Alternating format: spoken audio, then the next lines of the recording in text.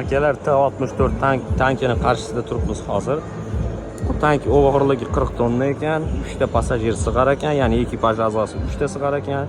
Ot kuchisi 950 ta, maksimum 65 km/soat tezlikda yurar ekan.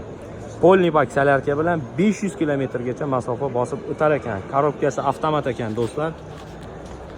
Foydali ma'lumot bo'ladi deb o'ylayman. Bu o'zimizda zborka bo'layotgan ekan, ya'ni O'zbekistonda ishlab chiqarilayotgan ekan. Ko'rishlaringiz mumkin. Gusenitsasi, valslari rezina qanaqadir yumshoq materialdan ishlangan. Men o'ylaymanki, bu ya'ni shovqinni kamaytirish uchun, ya'ni dushman hududida bildirmasdan pisib borish uchun, shovqinni kamaytirish uchun qilingan narsa.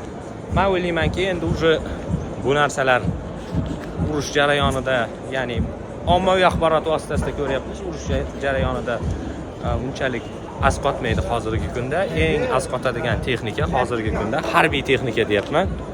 Ana osig'lik holatda turibdi mana. Ko'rdingizmi? Eng asqotadigan texnika shu hozir.